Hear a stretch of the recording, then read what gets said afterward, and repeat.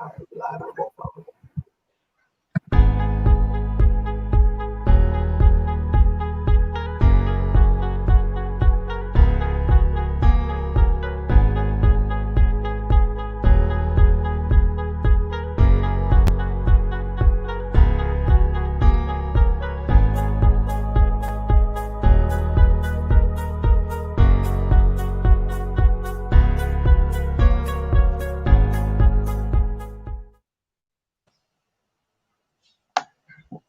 Peace, everyone.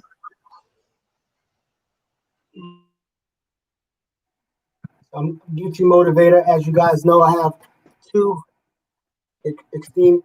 Hold on, I got a feedback. Y'all hear the feedback? Let me mute you right quick.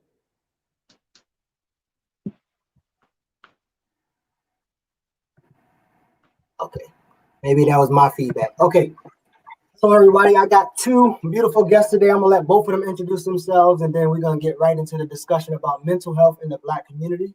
Sis, you go ahead first. Yeah, so my name is Rhonda Sekhmet-Ra. I'm a spoken word artist and life healing specialist, dedicated to the healing and the freedom of people of African descent. So for over 7 years, I've helped individuals overcome psychological and emotional challenges in their lives. My background is in psychology and clinical social work.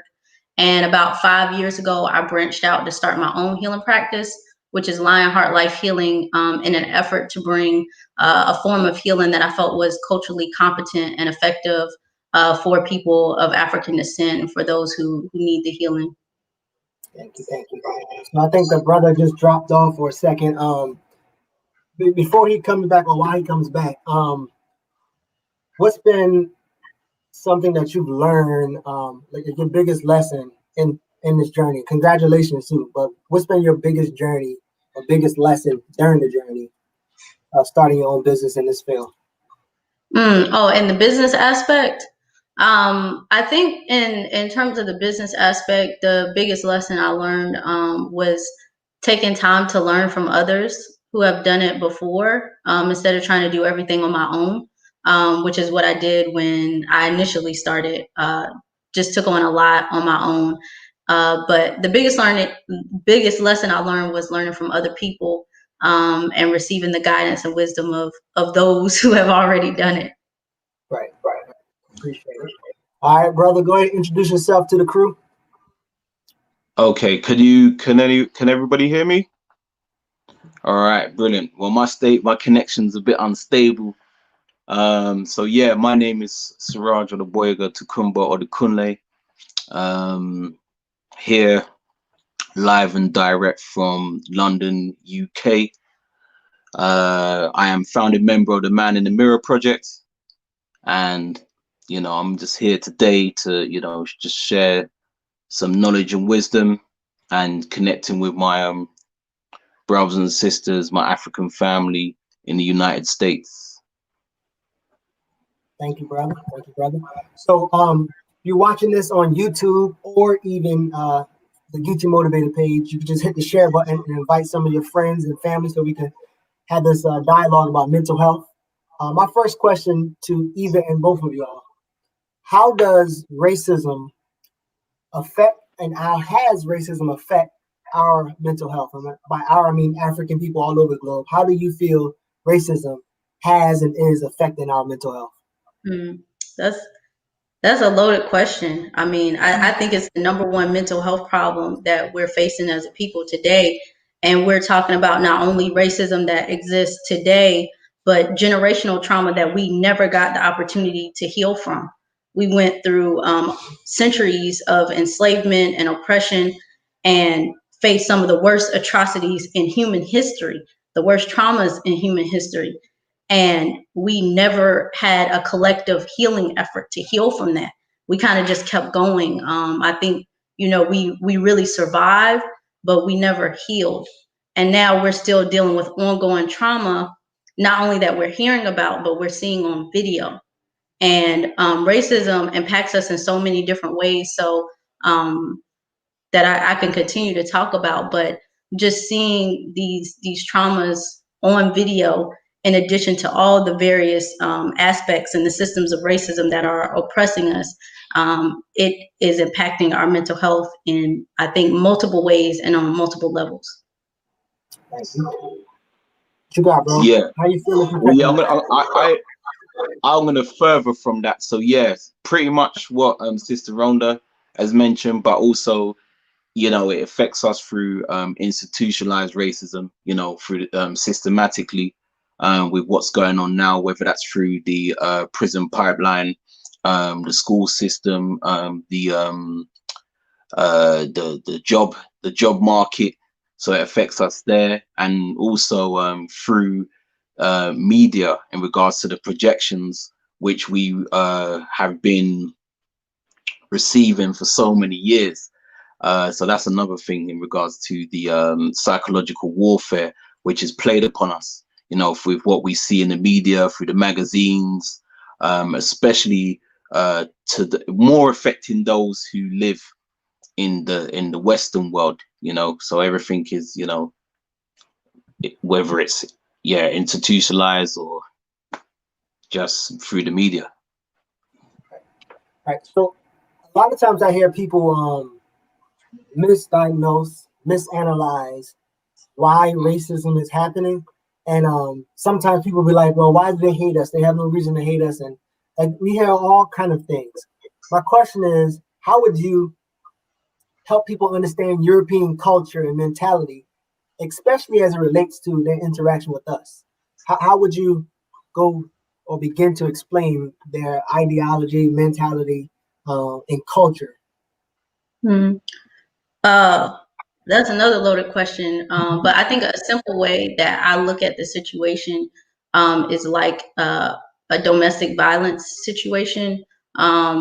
I feel like collectively, we as Black people are in an abusive relationship with white people, and we have been for some time. So I think the mentality collectively is very similar to an abusive relationship, you know, where we constantly endure this abuse, but we're also told that it's our fault. And we're gaslighted and we're made to feel like we're crazy or that we're dwelling on the past when we speak about these things. And then also we go through these honeymoon periods where, again, speaking collectively, where they're nice to us, and then we go back to this re-traumatization. So I'll leave it to Brother Siraj to answer that further. Yeah, so that's there's different variables to that one, because even if you take it back to the plantation, when you had the Negroes, and you know, the separation with the field and the slave, the field Negroes and the house Negroes, and how they were treated, and you would see how the ones in the house were treated a lot more better than those who were on the field picking cotton. So it, even from using that as you know, for those who've done their history, using that as an example, it's still something which kind of plays out in modern day society, you know, where you have those who get into the whole corporate world and so forth, so who might be obviously treated as what we would call well, what I would call as a token Negro, which are those brothers, those people, those melanated people, which the people in the West can relate to, you know, just because of the whole exterior they have, whether it's obviously the, you know, coming dressing up in suits, the type of language which is used and so forth, you know, where you see people like, you know, brothers and sisters like us who are like consciously aware, we have a whole different vibration, even when you see the symbols and so forth and stuff like that. So I think with us who have knowledge of self, can obviously see what's going on, but then, you know, other brothers and sisters who have been conditioned, who are in those environments, will find it very difficult to see why this abuse is actually going on, you know, because it's difficult for them to even identify themselves as that, as an African people, because they see things through the white man and white woman's lens. So I'm gonna get into a question ask both of y'all to go deeper on that. But before I get there, would you say that it is healthy or important to exist with them, include them? You know, sis, I know you said that it's like an abusive relationship. And for some reason, we have this logic that you find out the best in them and heal, or you heal. So how do you feel about how we should probably coexist with them, knowing that we have been in this parasitic relationship with them? Yeah. I think there's definitely a need to get away. But I think the way that we need to get away is less clear for people. Because a lot of times people think about physical separation or return to the motherland. And I'm not saying that's out of the question, but I think that there's a mental separation that has to happen. I think we have to see ourselves and love ourselves without them. And I think that's very hard for us to do, because even though this relationship has been very toxic and abusive that we've had with white people, there's still a lot of attachment there. And we have learned to see ourselves through their eyes, as Brother Siraj was saying. And a lot of us don't have a concept of ourselves as a people without white people involved. And I think along with that, the start of that is really having safe spaces. We need spaces where we can talk about what's going on, and we could talk about what's bothering us without white people present, because we know that our demeanor changes, what we talk about changes, how we feel changes when white people are present, especially when we're talking about racism. And that's why it's so important for me. For the past 5 years, I've hosted a number of safe spaces for Black people where we could freely talk about what's going on, because that's part of the healing process. If you never have that space away from someone who may say something that is abusive or inconsiderate of your experience, then it's going to be very hard to see yourself outside of the situation. So I think that's kind of the start, is to have safe spaces, and then from there to even be able to figure out how we get away on a mental, physical, and spiritual level.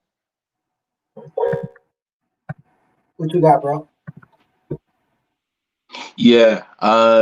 So yeah, that's one thing. Safe spaces, which are African centered, but also just our social gatherings, or just social kind of environment. So whether that's just setting up and starting up our own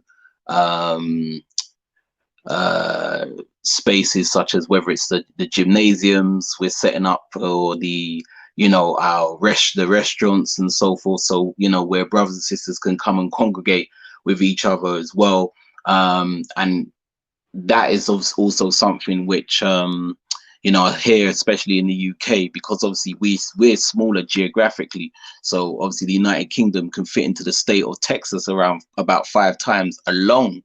So when it comes to having certain setups, we don't really have enough of them, because even the other day, for me looking for like a Black-owned spa, there's hardly there's hardly any here, probably apart from one or two. You understand what I'm saying? So as I said earlier, when we start coming out of our doorstep and seeing that there's not much things which we can identify ourselves with, is like a major issue. It's a major issue to the psyche, because these are all of the projections we're seeing. So it's like, going back to the obviously the what you was asking earlier, brother. It's a bit difficult to explain to a lot of these brothers and sisters who haven't been taught with those African centered teachings. So and this is why having platforms like this and certain events where which can spark an interest with brothers and sisters to come and listen on these platforms, just to gain certain awareness, is that's a start. And that's the start of our transitioning, of us becoming you know, woke, Pan-African, whatever you wish to call it. Speaking of transition, so when you think about behaviors, right? So there's this thing that all behaviors has economic implications, right? Somebody economically benefit from the behaviors of people. And with African people, you will see that we don't economically benefit from our behaviors. Somebody else do.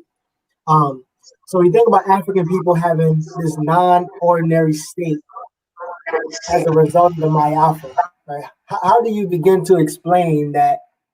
And the sister said something about cognitive dissonance. How do you begin to explain the behaviors that you have are not only harmful to you, but it's also economically benefiting somebody else, which you could probably suggest that they probably created those behaviors. So how do you begin to explain that these behaviors, these ways are not your own? They're definitely something that's maladaptive. Yeah, well, we've been conditioned. So I've heard someone say that, you know, we've undergone the greatest psychological experiment in the history of the world. We've been conditioned as a people, not only as a people, but from childhood. They didn't teach adults these things. They didn't teach adults to hate themselves and work against themselves. They taught it to children, and then those children grew up and taught it to their children. So we've been conditioned to work against our own well-being for the benefit of the people who have oppressed us. And we have not completely healed from that. So we're still doing it in a lot of ways unconsciously. We're still acting in ways that benefit the people that oppress us. And so I think this is just a result of psychological conditioning. I don't think it has anything to do with any of our innate behaviors besides just being very compassionate people. Yeah. So for what it's just, these are just, the ways of the Yurugu, which which we've been conditioned by.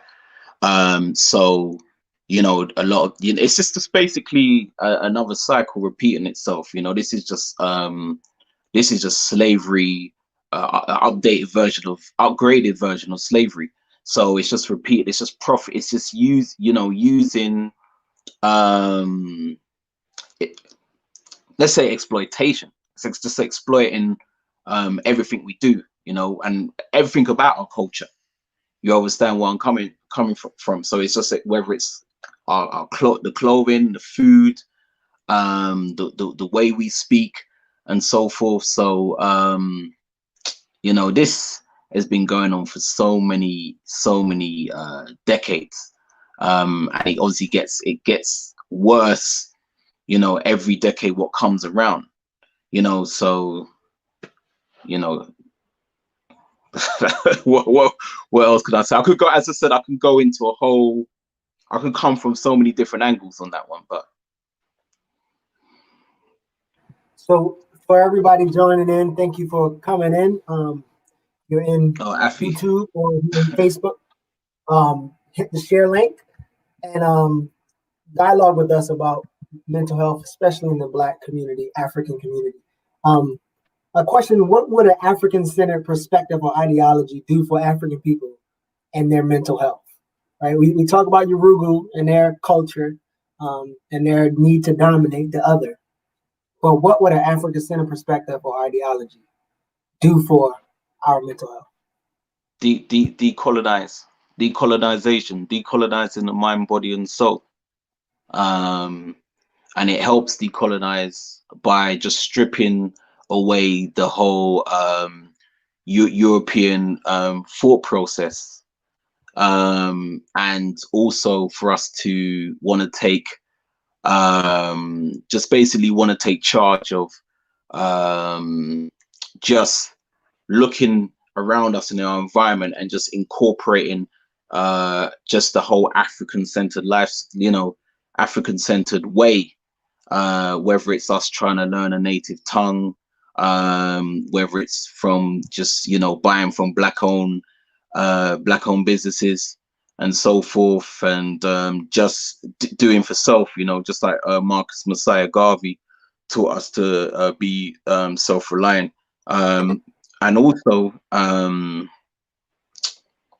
just basically for us to just explore how our social conditioning, social environment affects us, and so forth, and just creating African-centered programs, our own programs to just share this knowledge with our people. And I want to say a little bit about what I think African Center is before I answer that question, because I think that could look different to different people. Oh, go ahead. I can't hear you. I didn't pull myself on mute. I want you to do the African Center. I want you to then answer the question, and then I want you to respond to this this notion. Ms. Lewis says, if we wait for complete healing, we will lose. We must take it incrementally, take some else and focus on the wins. For instance, I can wear my hair blonde and still do good in my community. So, Absolutely. So the first question, the response of African Center, the question, and then talk about this concept of because some people say, well, we got to get all healed first. Mm-hmm. Talk about the simultaneous of living and healing or whatever. Absolutely.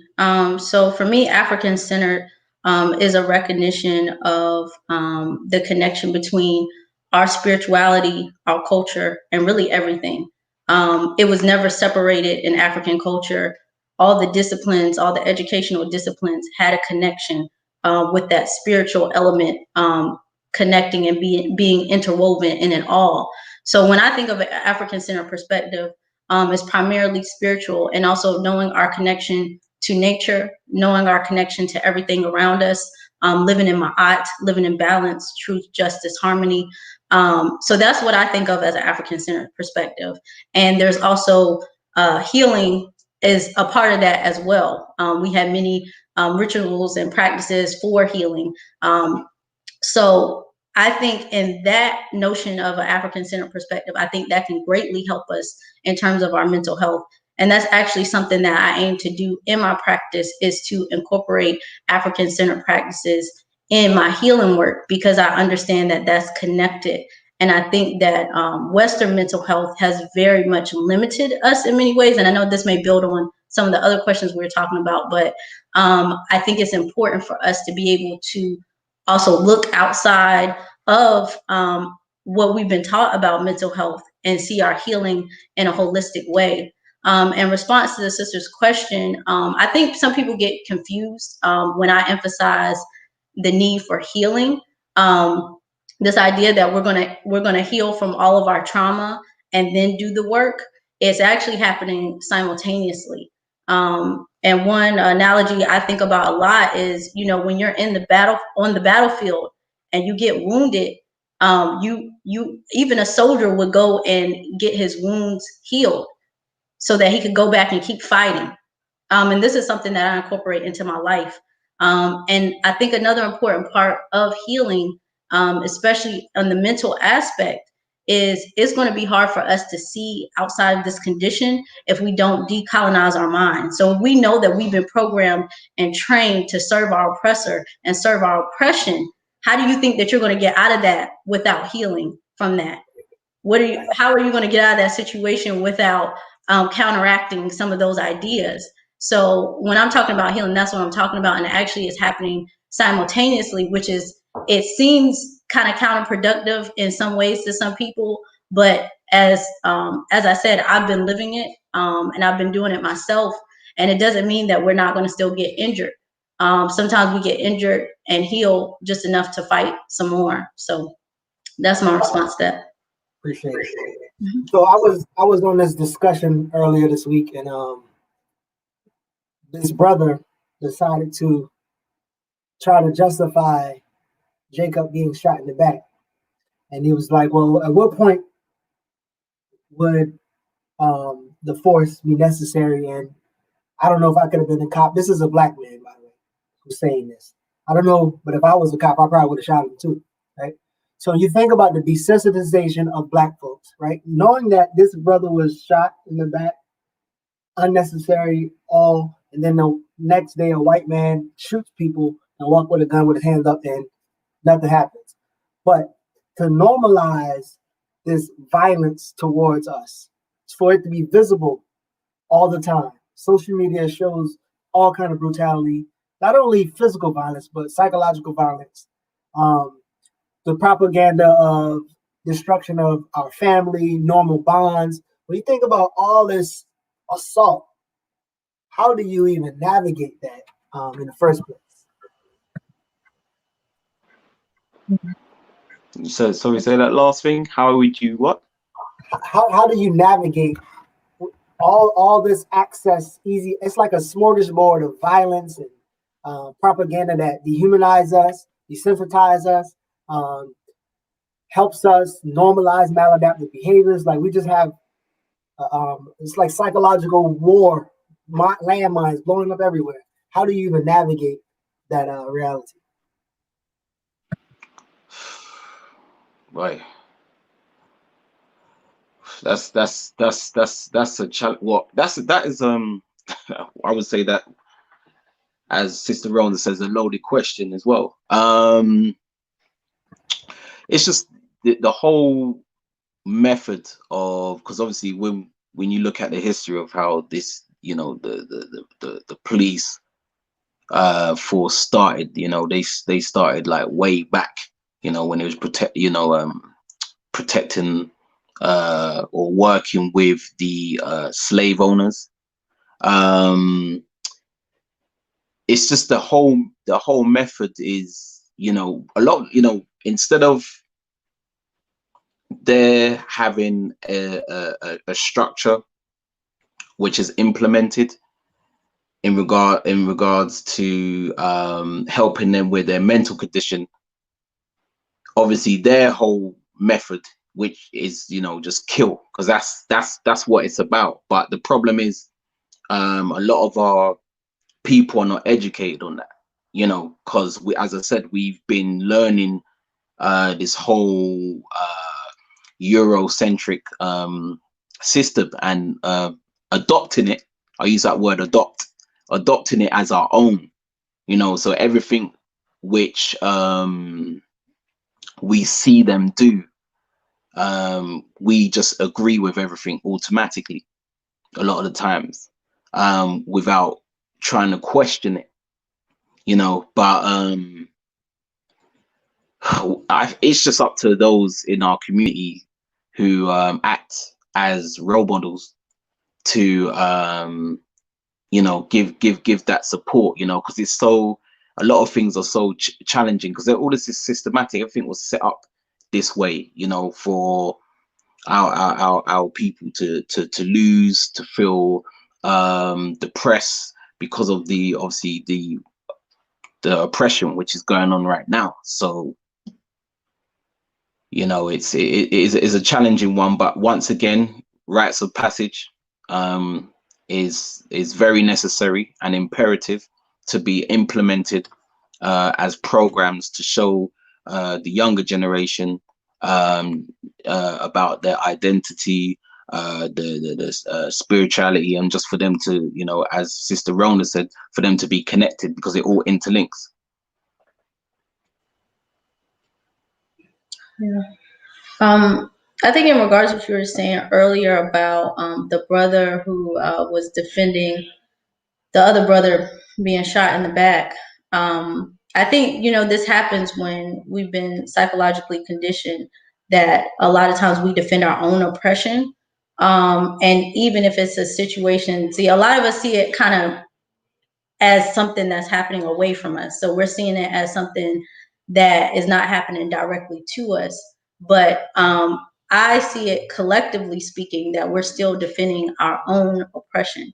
We're literally making excuses for people killing us. And I think that is a result of our sickness, our traumatization, and not healing from that. And I think you'll also see, as we have been traumatized as a people, you'll see different people respond to that differently. So you'll see some people respond appropriately with with anger and with wanting to do something about it. But you'll see some people that their response to the trauma is actually defending what happened, and that is the way that their brain is trying to process and deal with what's going on. And of course, it's an unhealthy response. But we all respond to this differently. But it doesn't mean that we're not impacted by it.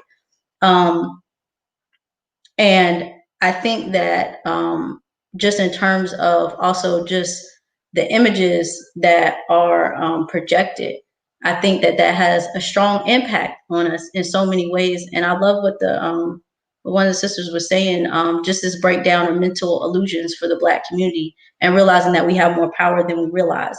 So when people are traumatized, a lot of times they feel powerless.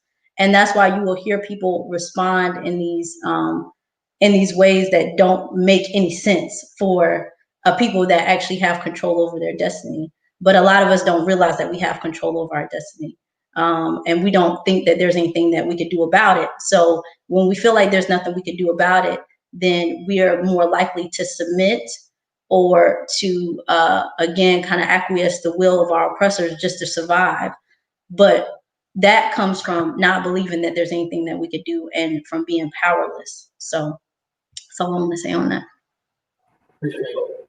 So let's go into this concept of once we are acknowledging that we have mental health issues, which I think almost every African person, like there's no way to escape it. You have to some degree. And it's becoming more talked about. We have celebrities who talk about it, and we've seen it, and even there, it's still probably some blurry thing. But how would you start to break down, decolonize, diminish this stigma with therapy? How would you begin to handle that?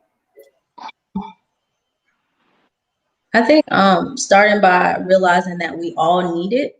Because I think one of the reasons there's a stigma with mental health is because we don't want to be seen as a crazy person. We don't want to seem as the one who has issues. But really, we all have issues. We all have different ways, unhealthy ways of dealing with this condition that we're in. None of us, as you said, have come out of this unharmed. So I think realizing that is something that we all need. And also seeing the benefits of it. I know another reason that a lot of Black people don't seek counseling is because we don't feel like it will help.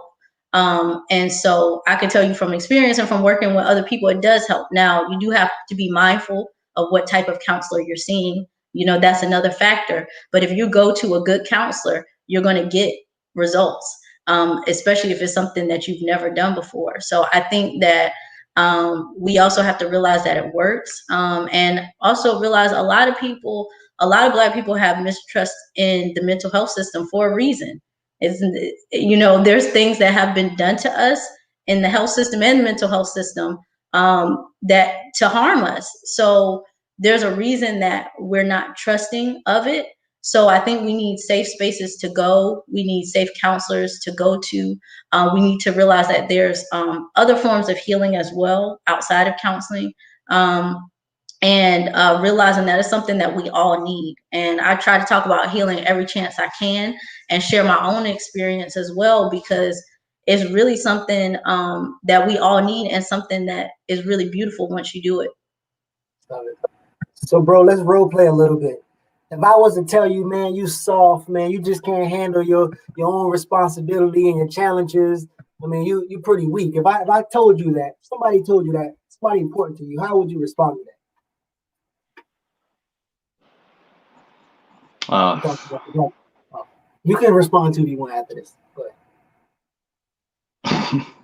What, you're saying that you're weak for? Sorry, repeat that. Saying. Yeah. So if somebody was to tell you, like, man, you just weak, you can't handle challenges, and you can't deal with your own personal problems. That's okay. You're just being soft. Somebody tell you that, how you respond to that? Well, are you just saying it in general, or how would I? In general, particularly from somebody like you care about, somebody who probably is important to you or not, but if someone told you that in response to you, getting therapy, talking about mental health, whatever, what's your response to that? Well, I think basically, the people are putting out the testimonials. I think that's one thing when you put out your testimonial to show what it has done, in regards to just physical evidence, that this has been impactful and has made certain changes, because if anyone comes with that talk, then obviously you could, if you couldn't show two different examples of how that type of approach continues to remain self-destructive, within our community, like just running wild like a bulldog, and you get those people who have taken the time out to use different methods to help them with their healing, whether that's psychotherapy, whether it's Reiki, whether that's an initiation through African spirituality. You see the results. You blatantly see the results. So at the end of the day, you get certain people who may have discovered that peace within, where they kind of react to things a lot differently from those who come with that kind of mindset. That's the way I see it. So I want to bring in a question from the audience for either you to answer. What's the collective thoughts concerning our esoteric relationship with our gods to offset the subject matter?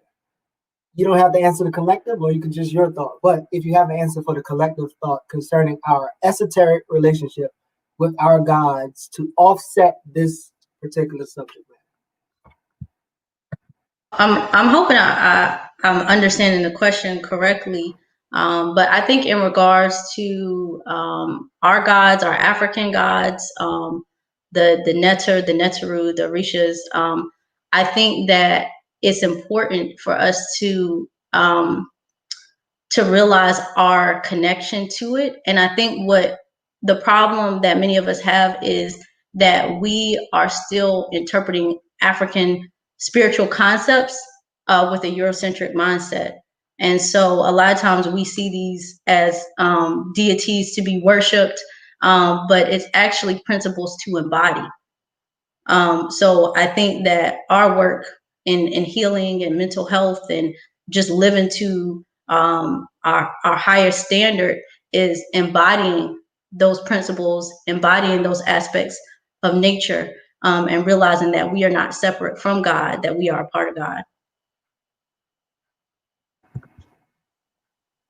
Right, you got something to add to that?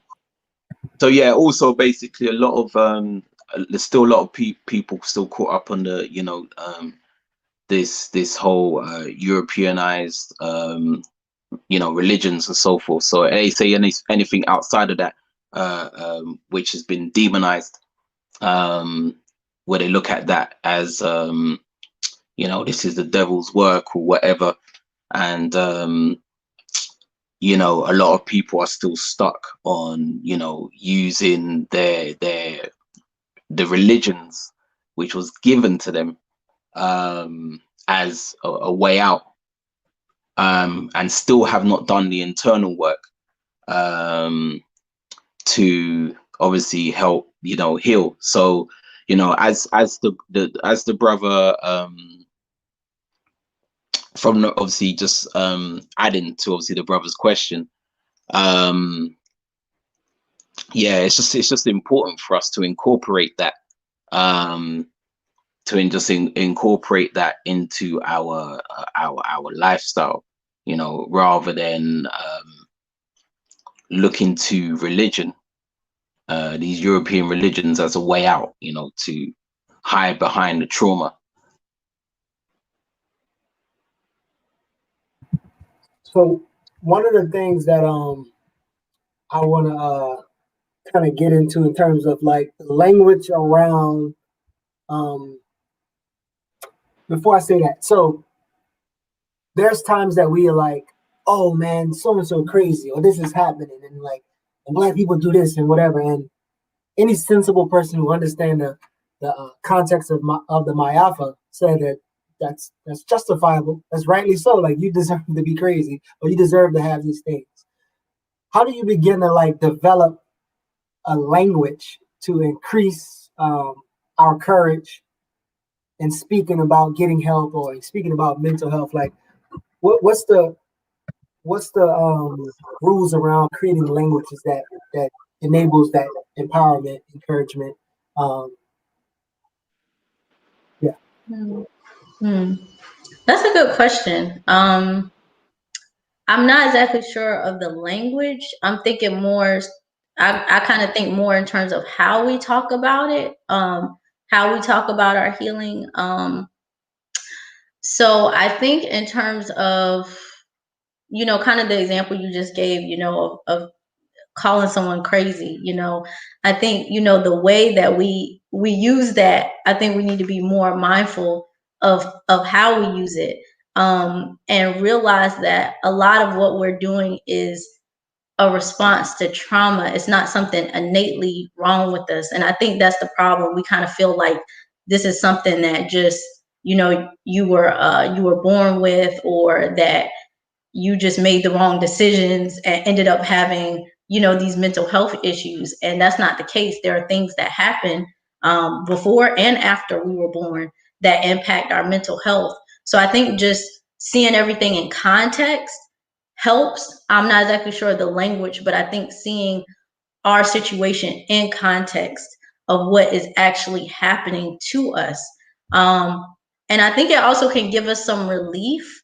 I think there's like, a balance in between identifying the reasons why someone is struggling with mental health issues and also having the responsibility for healing.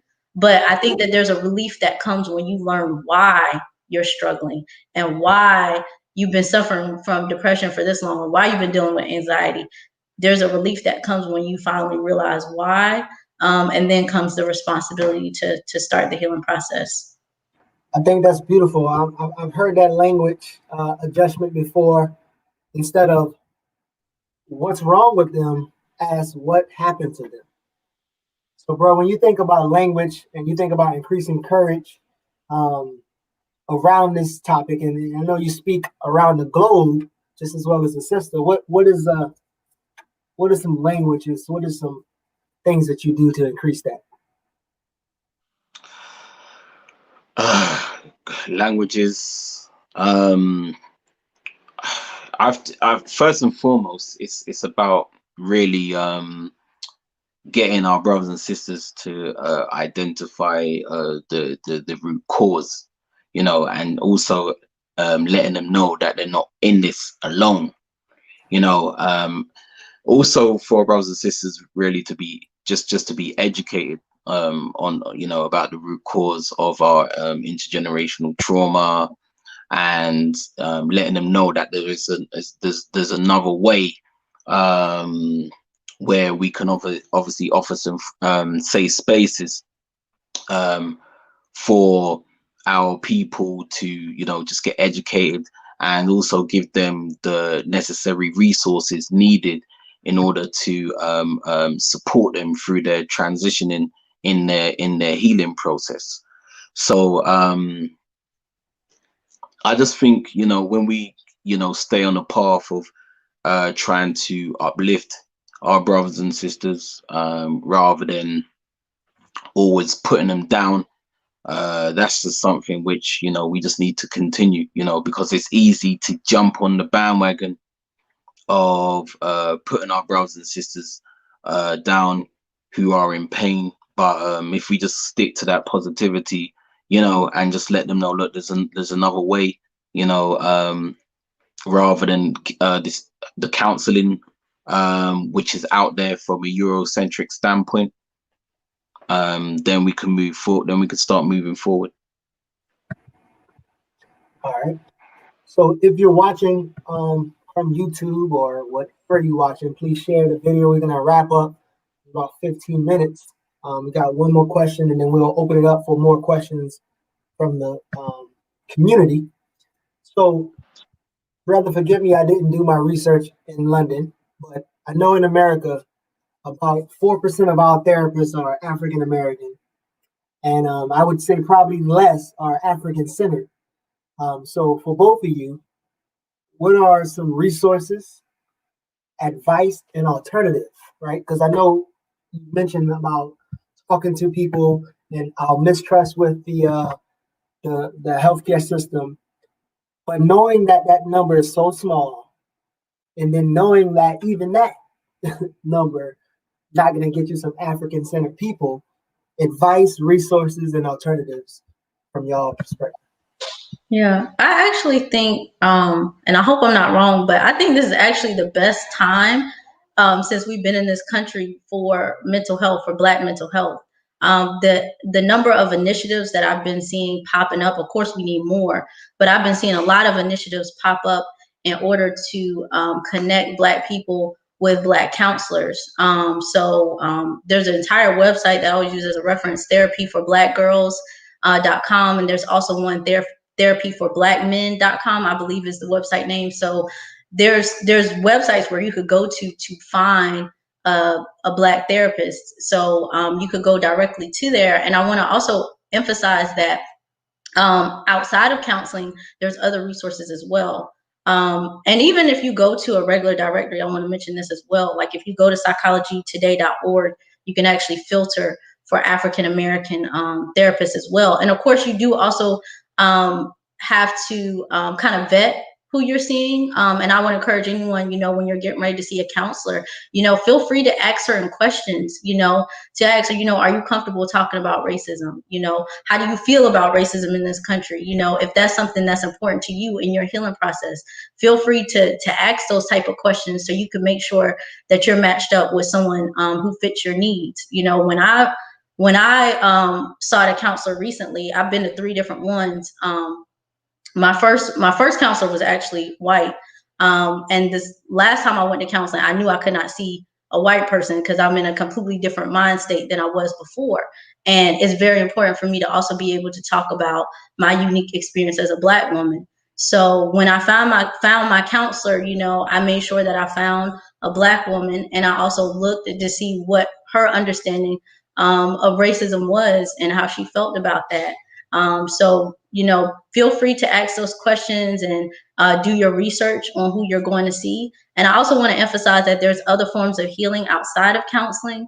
I myself, I'm still in the learning process, but I've also been to African-centered healers and learned from them, such as Queen Afua, Queen Esther, Sister Kajara, Raseki Arts Temple. So we also have African-centered healers in our community that literally offer African-centered healing that we've been talking about. So there's that aspect as well. And I know everybody's going to have a different experience with that, but you do have to find what works for you and what works for where you're at. But making sure that you're getting the healing, making sure that you find someone who's non-judgmental, who is professional, who is someone who has helped other people and who has experience.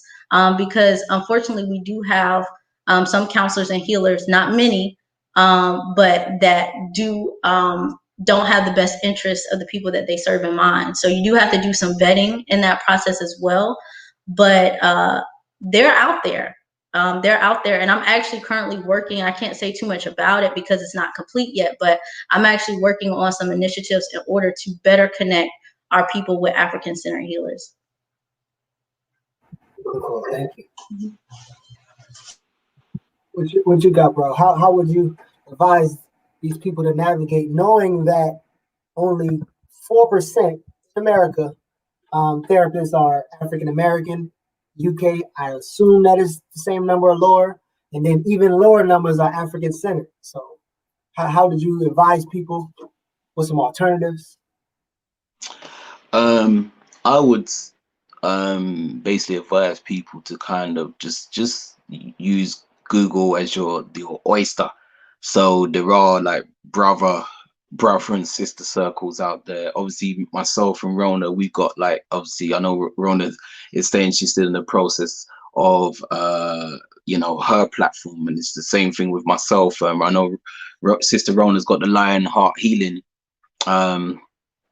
platform, which she does you know, healing workshops with the sisters, and you know, sometimes gets the brothers in there as well. I have as founding member of the Man in the Mirror project, where I more or less do like presentations to educate our brothers and sisters and lectures and so forth. We also have a online platform launching towards the end of the year called My Brother's Keeper Wellness and Empowerment Program, where we'll be offering services which will help with our brothers healing and self-development by accessing online workshops, tutorials, and webinars. Also next month, also this coming September, we will also start our My Brother's Keeper Wellness and Empowerment Circle, where we're going to have our own virtual circle groups, where, you know, brothers can come, you know, register. You know, we will have a different topic each week and so forth. And, you know, it's just something where we would give the brothers some homework to go away and work on work on their action plan to watch their keep track of their progression through the process of their own self-development and healing. So appreciate it. So if there's any questions from the people in the audience, people watching on Facebook, YouTube, or any other platform that kind of got shared to, definitely in the comments ask your question. Do you guys have any questions or things that you wanted to mention before we go into some final words? Well, Brother Siraj actually reminded me that I didn't talk about my own work as I was having this conversation. So I do offer an alternative to counseling, which is life healing. And so a few of the things I do the Black Women's Healing Group twice a season. So it's a healing group just for Black women. That's our safe space. And we go through 5 weeks of shared healing and support. So if anybody's interested in that, that's at BWHG, which stands for Black Women's Healing Group.eventbrite.com. So that's BWHG.eventbrite.com. I also do a group, a monthly group, Soul Power Healing Hour, which is a healing group for the Black and conscious. So I think we need our safe spaces as well, where we can talk about how we really feel in a healing way, because sometimes we do have spaces where we talk about how we feel, but we don't talk about the healing aspect of it. So I do that as well. And so I do a few groups. I just led a workshop yesterday on using poetry for healing. And I also do individual one-on-one sessions with people who are ready to start their healing journey. So that's part of the work I do. And of course, I do my best to keep my practice African-centered and appropriate for people of African descent, and also realizing the context of oppression that we're under in providing that healing. So as the people are finishing up with their questions, if they have one, any final words, brother, if you can give us a final word on the topic, and any other plugs that you have. Well, I would say for the listeners, you know, please be forthcoming with using social media. Stop just posting up randomly. Just get in contact. If you see someone doing something which is of interest, get in contact with them. Ask questions and so forth. Like, for example, I've got right now, before we're gonna launch My Brother's Keeper Wellness and Empowerment Circle, we've got an event coming up on the 5th of September, which is a virtual event with the title, How Can Our Brothers Protect Themselves and Heal from Trauma? You know, this is an event I would advise not just the brothers but the sisters to also sign up and register as well, because we've got speakers in the diaspora which will be speaking about specific subjects which will segue into that theme. So obviously the whole purpose of this is for me to keep that network open within our diaspora, so we can get the necessary professionals on board who have a certain skill set which can help our brothers and sisters heal, or just give them the advice they need in order to be directed with you know, to the right people. Love it. All right, Sister Rhonda, take us home with your final words. And yes, I do agree. We be sleeping on social media. I always tell people that social media is a tool. It can be used to build a house, or it can be used to break somebody's face open. Exactly. That's why I love you. I love. That's why I love this is why this is my African family here. If we were scared of, just thinking, okay, let's just keep ourselves to ourselves because there's so many introverts, we wouldn't even be having this conversation. It's because we reach out to each other, and this is why we're able to make, this happen, and many more people have to do that. We can't sit back and complain and say what is out there if we're not gonna go out our way to search for it. Absolutely. I appreciate you. Just bring us home with your final words. I just want to say, to everyone listening, that the need for healing, the need to address our mental health issues is not a sign of weakness. It's a sign of strength. There is strength in our healing. And I think if we are able to shed so many of these ideas of inferiority, of self-doubt, of self-hatred that have been imposed upon us, that we will be so much more powerful and we'll be able to really access our freedom individually and as a people. And I also want to say we're not meant to do this alone. I know that there's, a lot of things that we could do alone for our healing, but it's really not meant for us to do it alone. You don't have to do it alone. You could seek help. And I'm here for anybody who's ready to take that journey through my healing practice, Lionheart Life Healing, and just encouraging people as much as I can on my social media. I try to use my social media as much as a tool, as mentioned, for that healing and for just encouraging people. But I just want everyone to know that getting the healing is a sign of strength and it's something that we need to truly, truly be free as a people. I just muted myself. Thank you. Thank you so much. Thank y'all for coming on. Thank you too for being beautiful Africans that I know you to be. And see y'all next time. Our next discussion is about pregnancy. So it's going to be one of those interesting questions. I think we actually have one brother on there and a couple sisters. I'll get y'all the dates immediately whenever I get it. But again, thank y'all for tuning in and see y'all next time.